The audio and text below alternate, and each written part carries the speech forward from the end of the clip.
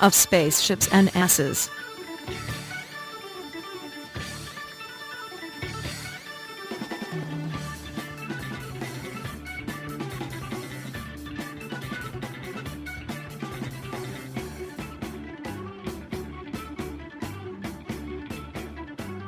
A brief documentary.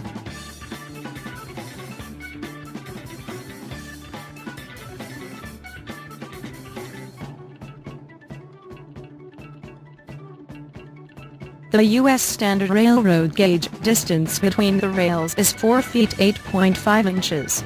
That's an exceedingly odd number. Why was that gauge used? Because that's the way they built them in England, and English expatriates built the U.S. railroads. Why did the English build them like that?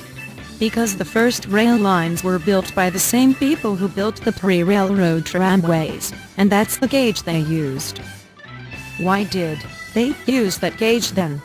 Because the people who built the tramways used the same jigs and tools that they used for building wagons, which used that wheel spacing. Why did the wagons have that particular odd wheel spacing? Well, if they tried to use any other spacing, the wagon wheels would break on some of the old, long-distance roads in England, because that was the spacing of the wheel ruts. Why were the ruts spaced so? Imperial Rome for their legions built the first long-distance roads in Europe and England. The roads have been used ever since. And the ruts? Roman war chariots first made the initial ruts, which everyone else had to match for fear of destroying their wagon wheels and wagons. Since the chariots were made by Imperial Rome, they were all alike in the matter of wheel spacing. Thus, we have the answer to the original question. The United States Standard Railroad gauge of 4 feet, 8.5 inches derives from the original specification for an Imperial Roman war chariot. Specifications and bureaucracies live forever. So, the next time you are handed a specification and wonder which horse's ass came up with it, you may be exactly right. Why? Because the Imperial Roman war chariots were made just wide enough to accommodate the asses of 2 war horses.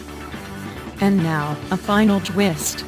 There's an interesting extension to the story about railroad gauges and horses' asses. When we see a space shuttle sitting on its launch pad, there are 2 big booster rockets attached to the sides of the main fuel tank. These are solid rocket boosters, or SRBs. Cycle makes the SRBs at their factory at Utah.